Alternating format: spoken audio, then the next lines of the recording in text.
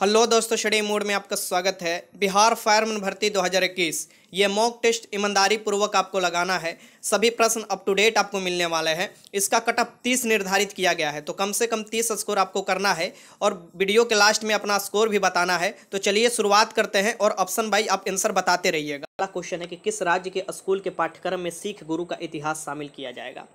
सिख गुरु का इतिहास शामिल किया जाएगा किस राज्य के आपको बताया गया है। तो ये आपको उत्तर प्रदेश के आदित्यनाथ योगी जो मुख्यमंत्री हैं उनके द्वारा ये घोषणा किया गया कि जो सिख गुरु के इतिहास है वो शामिल किया जाएगा पाठ्यक्रम में। ठीक, तो इसका आंसर क्या हो जाएगा, ए हो जाएगा। जब सिख धर्म का बात आता है तो इसके संस्थापक माने जाते हैं गुरु नानक जी।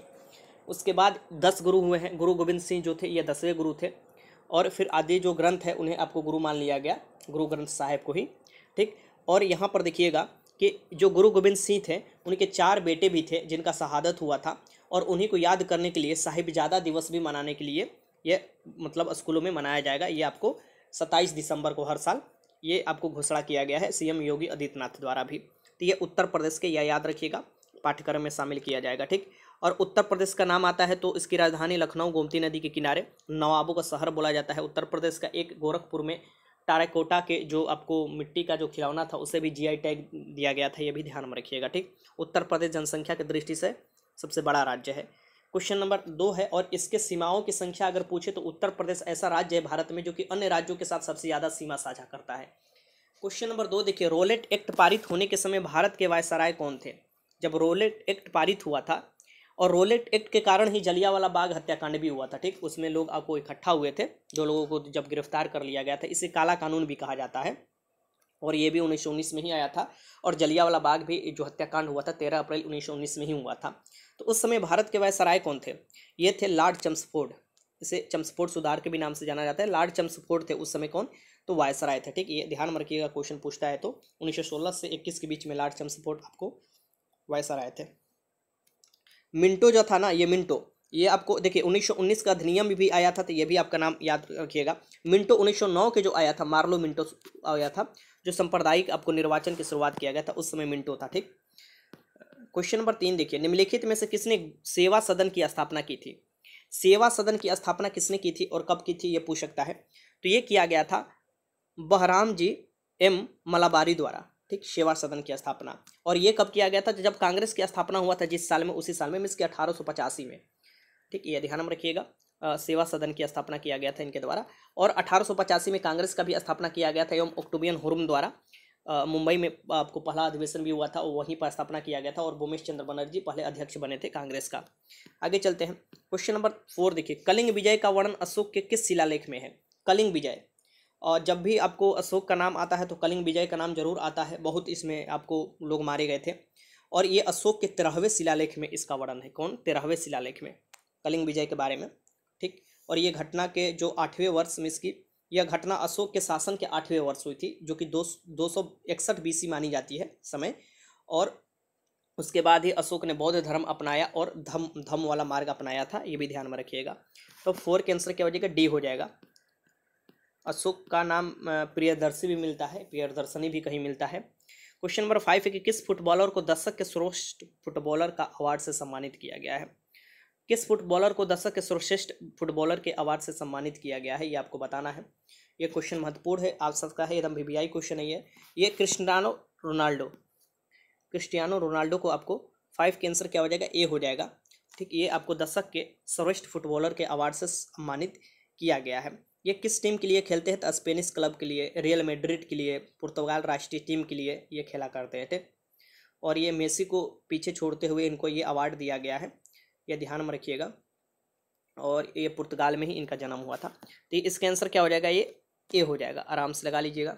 सुनील छेत्री तो आपको भारत के हैं, खिलाड़ी माने जाते हैं, फुटबॉलर, बहुत भयंकर। क्वेश्चन नंबर 6 है कि अरबों द्वारा सिंध विजय की जानकारी मिलती है। अरबों द्वारा सिंध विजय की जानकारी देखिए, 712 ईस्वी में सबसे पहला जो अरब आक्रमण हुआ था मोहम्मद बिन कासिम के समय में हुआ था। मोहम्मद बिन कासिम ने किया था भारत पर। और ये जो अरब द्वारा सिंध विजय की जानकारी मिलती है चचनामा में मिलती है। कौन सी बुक, चचनामा में। रहेला नामक बुक किसने लिखा था, इब्नु बतूता। मोहम्मद बिन तुगलक के शासनकाल में जो आया था इब्नु बतूता मोरक्को से, वो रहेला नामक बुक लिखा था, यह भी ध्यान में रखिएगा। आगे चलते क्वेश्चन नंबर 7 देखिए, भारत छोड़ो आंदोलन के दौरान सरकारी नीति के विरोध में महाधिवक्ता पद से निम्न में से किसने इस्तीफा दे दिया। तो सबसे पहले भारत छोड़ो आंदोलन कब हुआ था? तो देखिए महात्मा गांधी तो 8 अगस्त 1942 को ही शुरू किए गए थे, लेकिन कांग्रेस ने पूरा प्रस्ताव 9 अगस्त 1942 को लागू कर ये आपको हुआ। नेता विहीन हो गया था, सभी बड़े बड़े नेता को गिरफ्तार कर लिया गया था। ठीक, ये अपने आप ही आंदोलन चलता था, इसमें मारकाट भी बहुत से आपको हुए थे। भारत छोड़ो आंदोलन में डू एंड डाई का नारा दिया गया था महात्मा गांधी द्वारा। दिल्ली चलो का नारा सुभाष चंद्र बोस उसी समय दिए थे। ठीक, अब यहाँ पर इस समय सरकारी नीति के विरोध में महाधिवक्ता पद से निम्न में से किसने आपको इस्तीफा दे दिया था? तो ये हो जाएंगे बलदेव सहाय। बलदेव सहाय हो जाएंगे, ये ध्यान में रखिएगा। सरकारी नीति के विरोध में महाधिवक्ता पद से इस्तीफा दे दिए थे। 7 के आंसर क्या हो जाएगा यहाँ पर? सी हो गया था। क्वेश्चन नंबर 8 है, उस समय जयप्रकाश नारायण को भी गिरफ्तार किया गया था, लेकिन वो जेल तोड़कर भाग गए थे और फिर भूमिगत नेता के रूप में आपको बहुत से जो आंदोलन चलाए गए थे उनके द्वारा कुछ युवाओं को अपना गुट बनाकर सरकारी क्षति पहुंचाना, आपको तार जो टेलीफोन वाला ये सब जो तार वाला सिस्टम है उसे काट देना, रेल परिचालन बंद करना, ये सब आपको जयप्रकाश नारायण का उस समय की भूमिका महत्वपूर्ण मानी जाती है। क्वेश्चन नंबर 8 है, कांग्रेस की उत्पत्ति के संबंध में सेफ्टी वॉल्व का सिद्धांत निम्नलिखित में से किसने दिया? सेफ्टी बल्ब का सिद्धांत निम्नलिखित में से कौन ने दिया? जो कांग्रेस का उत्पत्ति के बताए थे कि कांग्रेस की उत्पत्ति इसलिए है कि अंग्रेज यहाँ पर शासन करते रहे और उसमें सेफ्टी बल्ब के रूप में काम करे कांग्रेस, यह सिद्धांत आपको दिया गया था। किसके द्वारा? अंग्रेज यहाँ काम करते रहे और कांग्रेस के जो अब बनाया गया है संस्था 1885 में, यह सेफ्टी बल्ब की तरह काम करेगा, यह दिया गया था लाला लाजपत राय द्वारा। 8 के आंसर क्या हो जाएगा यहाँ पर? बी हो जाएगा। ठीक, और ये जो आपको लाला लाजपत राय हैं, ठीक, इनके ही लाठी के प्रहार से मृत्यु हुआ था, ये ध्यान में रखिएगा। जब साइमन कमीशन आया था 1928 में भारत में, तो इसके विरोध में। ठीक, आगे चलते हैं। क्वेश्चन नंबर 9 देखिए, उच्चतम न्यायालय के पुनर्विलोकन शक्ति का वर्णन निम्नलिखित में से किस अनुच्छेद में है? पुनर्विलोकन शक्ति उच्चतम न्यायालय के कि अपने ही द्वारा जो दिया गया निर्णय है वो खुद से आपको देख सकता है, मतलब कि फिर से देख सकता है, उसमें बदलाव कर सकता है। यह आर्टिकल 137 में है। उच्चतम न्यायालय के अपने ही स्वयं को फैसलों की समीक्षा करने की शक्ति। ठीक, यह न्यायिक पुनर्विलोकन से थोड़ा भिन्न है, यह ध्यान में रखिएगा। उच्चतम न्यायालय के पुनर्विलोकन की शक्ति किसमें है? आर्टिकल 137 में है, जो अपने द्वारा निर्णय दिया गया है उसको फिर से देख सकता है। पूर्वाविलोकन की अगर शक्ति मीन्स की आपको यहाँ पर पुनराविलोकन कहा जाता है, उससे दे दिया तो वो यूएसए से भी लिया गया है, ये भी ध्यान में, यूएसए में भी ये प्रावधान है। और 9 के आंसर क्या हो जाएगा यहाँ पर? डी हो जाएगा, ये याद रखिएगा। क्वेश्चन नंबर 10 देखिए, निम्नलिखित में से संविधान के कौन से अनुच्छेद में राष्ट्रपिता पिछड़ा वर्ग आयोग का उल्लेख? यहाँ पर देखिए, निम्नलिखित में संविधान के कौन से अनुच्छेद में राष्ट्रीय पिछड़ा वर्ग यहाँ पर होगा? राष्ट्रपिता नहीं, राष्ट्रीय पिछड़ा वर्ग आयोग का उल्लेख है, तो ये देख लीजिएगा। राष्ट्रीय पिछड़ा वर्ग आयोग का गठन का उल्लेख आर्टिकल 338 के बी में है, आर्टिकल 338 के बी में है। ठीक, तो 10 के आंसर क्या हो जाएगा? डी हो जाएगा। ये राष्ट्रपिता नहीं होगा, राष्ट्रीय पिछड़ा वर्ग आयोग होगा। ठीक, ये ध्यान में रखिएगा। आगे चलते हैं। क्वेश्चन नंबर 10 देखिए, अभी टोक्यो ओलंपिक हो रहा है तो पक्का क्वेश्चन पूछने वाला है आपको, इसलिए अपडेट रहिए। तो टोक्यो ओलंपिक 2020 का पहला रजत पदक किस भारतीय खिलाड़ी ने जीता? 2020 का जो अभी 21 में शुरुआत हुआ है, तो ये अब टोक्यो कहाँ है? जापान में, ये ध्यान में रखिएगा, जापान में है, राजधानी है। और ये आपको 23 जुलाई से ही शुरुआत हुआ है और 8 अगस्त तक चलने वाला है। और सबसे पहला भारत के जो है मीराबाई चानू, ये सिल्वर जीती है, सिल्वर आपको मिस की रजत पदक जीती है। ठीक, ये याद रखिएगा। इम्फाल की रहने वाली है और भारत तोलन में मिस की वेट लिफ्टिंग में आपको 49 kg में ये सिल्वर पदक जीता है। ठीक, और इसी के साथ शुरुआत होता है इसलिए आपको पदक का भारत में। ठीक, ये ध्यान में रखिएगा। क्वेश्चन पूछता है, इनको एक बार आपको राजीव गांधी पुरस्कार भी मिला है 2018 में। तो 11 के आंसर क्या हो जाएगा? डी हो जाएगा। मीराबाई चानू पहला रजत पदक जीती है, मीराबाई चानू, याद रखिएगा। बहुत महत्वपूर्ण क्वेश्चन पूछ सकता है, सबसे पहला पदक किसने जीता था? तो मीराबाई चानू ने। क्वेश्चन नंबर 12 है कि कुंडलकुनम परियोजना किस राज्य में स्थित है? कुंडलकुनम परियोजना जो है ये आपको किस राज्य में स्थित है? तो ये तमिलनाडु राज्य में स्थित है। 12 के आंसर क्या हो जाएगा यहाँ पर? बी हो जाएगा, तमिलनाडु राज्य में स्थित है। तमिलनाडु के जो क्षेत्रीय भाग देखिएगा, ये आपको यहाँ पर पड़ता है जो तमिलनाडु का। ये जाड़े के दिन में यहाँ पर चेन्नई में बहुत काफ़ी बारिश होता है, बाढ़ आ जाता है। ठीक, ये आपको कौन से मानसून द्वारा होता है? तो ये रिट्रेटिंग मानसून, जब उधर से लौटता हुआ मानसून है तो बंगाल की खाड़ी से ले लेता है पानी और पूरा एकदम भयंकर बाढ़ हो जाता है। ठीक, तो 12 के आंसर क्या हो जाएगा? बी हो जाएगा। ऐसे भारत में सबसे ज़्यादा जो बारिश होता है ये दक्षिणी पश्चिमी जो आपको है जो आता है मानसून, उसके कारण होता है। ठीक, ये ध्यान में रखिएगा, भारत में सबसे ज़्यादा बारिश। क्वेश्चन नंबर 13 देखिए, निम्नलिखित में से कौन सी नदी भूमि बंधित है? भूमि बंधित है मीन्स की भूमि आपको निकलती है और वहाँ पर भूमि में ही विलोपित हो जाती है, कहीं सागर उगर में जाकर ये नहीं मिलती या किसी अन्य नदी में नहीं मिलती। ठीक, तो नदी भूमि बंधित है, ये आपको बताना है। तो एक लूनी नदी का आप नाम सुने होंगे। ठीक, लूनी नदी, ठीक, छोटा नदी है लूनी नदी, ये भूबंधित नदी है। ये अरावली से निकलकर कच्छ के रन में दलदली क्षेत्र में विलित हो जाती है, मीन्स की गायब हो जाती है। ठीक, ये याद रखिएगा। और बाकी नर्मदा नदी जो है ये आपको रिफ्ट वैली से होकर बहती है और ये एस्चुरी का निर्माण करती है और अरब सागर में गिरती है। कावेरी नदी को क्या बोला जाता है? दक्षिण भारत की गंगा। और ये याद रखिएगा, गंगा जो नदी है ये भारत की सबसे लंबी नदी है और इसके सबसे सहायक नदी जो लंबी है ये यमुना नदी है। ठीक। क्वेश्चन नंबर 14 है कि कुमायूं हिमालय की नदियाँ के बीच स्थित है। जो कुमाऊं हिमालय है ये किन नदियों के बीच में स्थित है ये आपको बताना है। तो सतलज और काली नदी, काली जो है इनके बीच में जो आपको पड़ता है उसे कुमाऊं हिमालय बोला जाता है। ठीक। तो सी हो जाएगा इसका आंसर, आराम से आप लगा लीजिएगा। ठीक। कुमाऊं हिमालय सतलज और काली नदी के बीच में। काली नदी के कुछ क्षेत्र को लेकर डिस्प्यूट भी रहता है आपको भारत और नेपाल के बीच में। 14 का आंसर क्या हो जाएगा? सी हो जाएगा। आगे चलते हैं। क्वेश्चन नंबर 15 देखिए, शीत ऋतु में भारत के उत्तरी भाग में वर्षा होती है। शीत ऋतु में, जाड़े के दिनों में देखिएगा भारत के उत्तरी भाग में, पंजाब वाला आपको, दिल्ली वाला कुछ क्षेत्र में वर्षा होता है। ये किसके कारण? तो ये पश्चिमी विक्षोभ के कारण। ये क्वेश्चन पहले भी पूछा जा चुका है। तो ये 15 का आंसर क्या हो जाएगा? बी हो जाएगा। भारत के उत्तरी मैदानों में शीत ऋतु में पश्चिमी विक्षोभ के कारण यह होती है। और इसका पश्चिमी विक्षोभ की उत्पत्ति कहाँ से होता है? तो भूमध्य सागर से होता है। ये भी ध्यान में रखिएगा, मेडिटेरियन सी जिसे बोला जाता है। 15 का आंसर क्या हो जाएगा? बी हो जाएगा। देखिए, लौटते हुए मानसून से कहाँ बारिश होता है? तो ये सबसे ज़्यादा आपको तमिलनाडु वाला क्षेत्र में होता है, चेन्नई वाला क्षेत्र में बाढ़ आ जाता है। ठीक।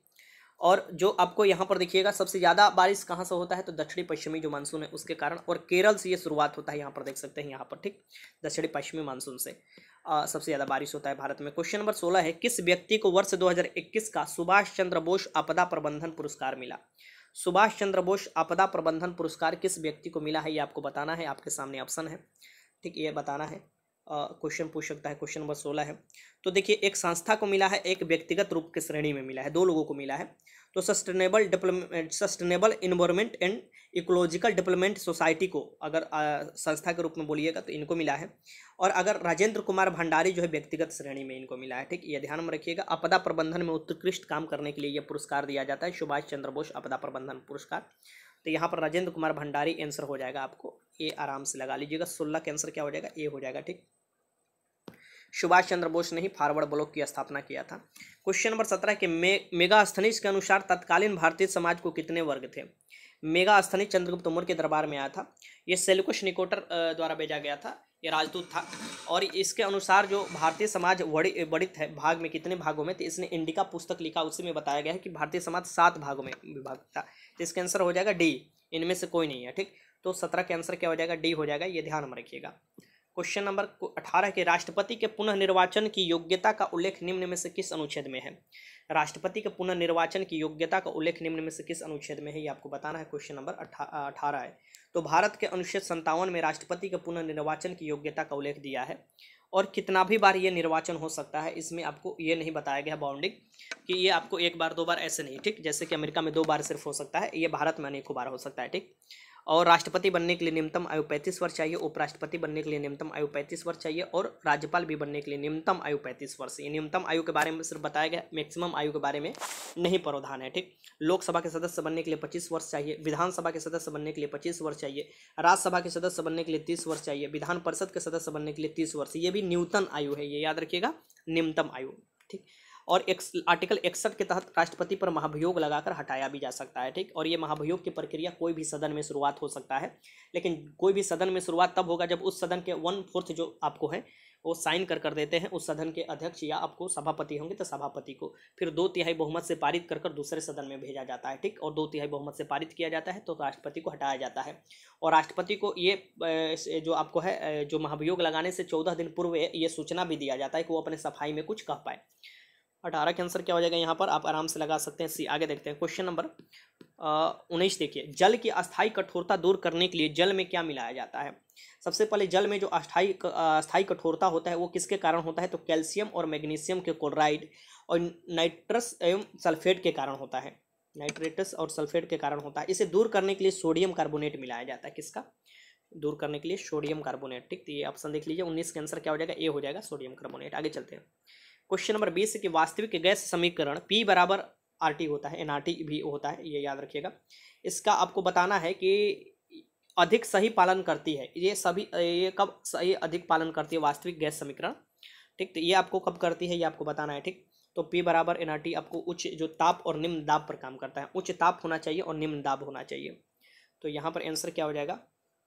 निम्न दाब और उच्च ताप, ये भी हो जाएगा। ठीक, 20 का आंसर बी हो जाएगा। आगे देखते हैं क्वेश्चन नंबर 21 देखिए, किस राज्य ने इथेनॉल उत्पादन संवर्धन नीति 2021 का शुभारंभ किया है?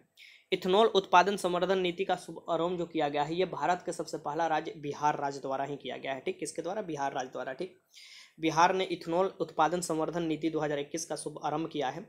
राज्य कैबिनेट द्वारा नीति को इस मंजूरी दे दिया गया है और बिहार जैव ईंधन 2018 की राष्ट्रीय नीति के तहत इथेनॉल संवर्धन नीति लागू करने वाला पहला राज्य बन गया है। ठीक, ये याद रखिएगा। 21 के आंसर क्या हो जाएगा? बिहार हो जाएगा।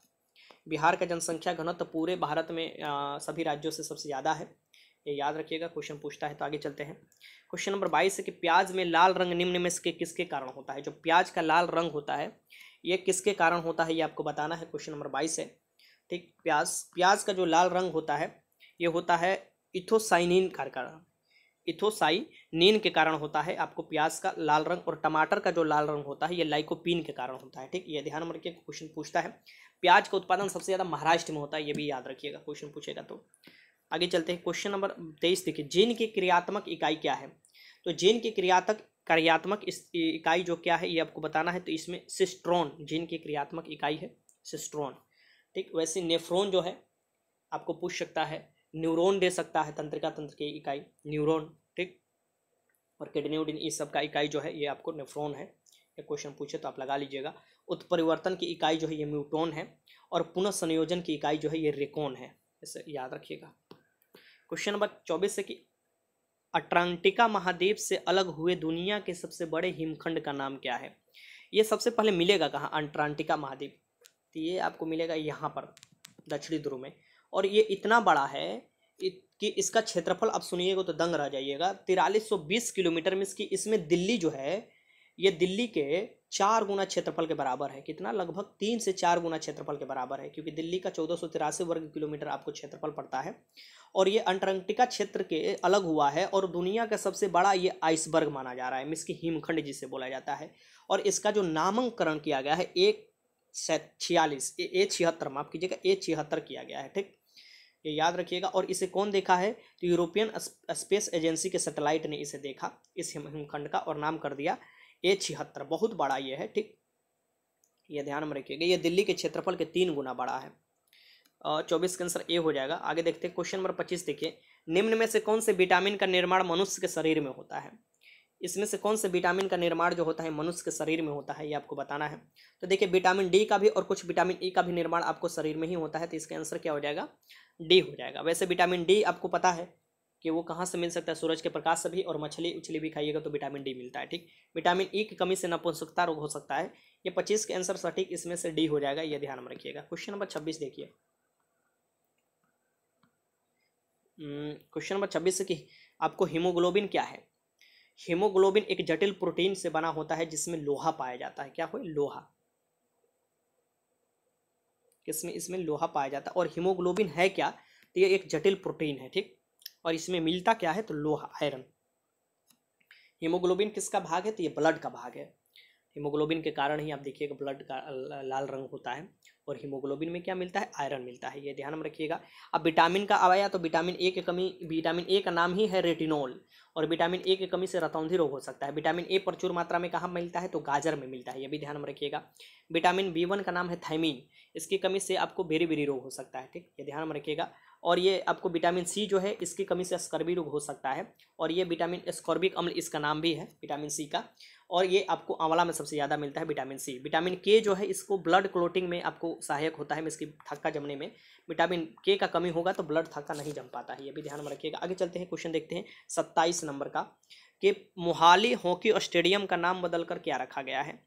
मोहाली, पंजाब सरकार ने मोहाली जो हॉकी स्टेडियम है इसका नाम बदल दिया है। ठीक, और इसका नाम बदलकर रखा गया है आपको बलबीर सिंह सीनियर के नाम पर। ये भी आपके हॉकी खिलाड़ी थे और इन्हीं के नाम पर इस स्टेडियम का नाम बदलकर रख दिया गया है। ठीक, Balbir Singh senior international hockey stadium इसका नाम होगा। तो इसका आंसर क्या हो जाएगा? आपका ए हो जाएगा। ठीक, क्वेश्चन नंबर 28 देखिए, किस सिख गुरु ने बिहार में गया, राजगीर, पटना, भागलपुर आदि की यात्रा की थी?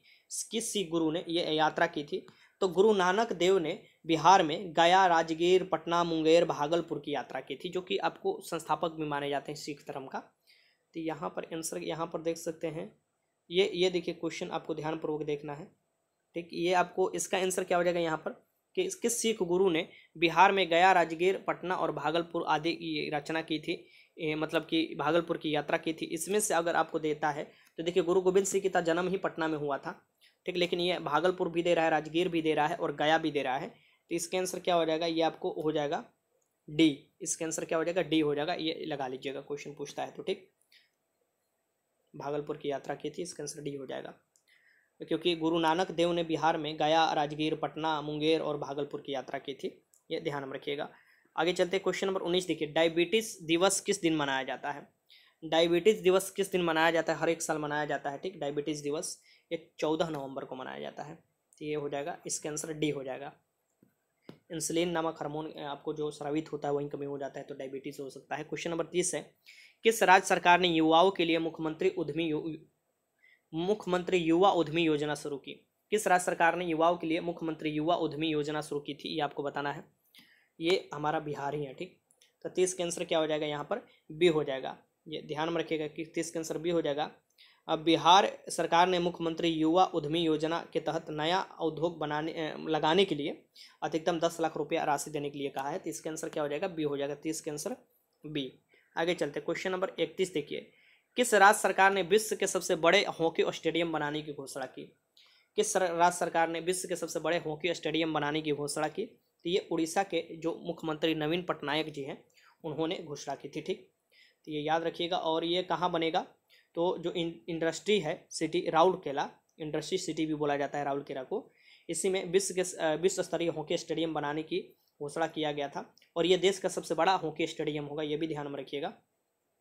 ये क्वेश्चन पूछेगा तो आराम से, किसके नाम पर ये बनेगा, तो ये मशहूर स्वतंत्रता सेनानी बिरसा मुंडा के नाम पर बनेगा। ठीक, 21 का आंसर क्या हो जाएगा, डी हो जाएगा।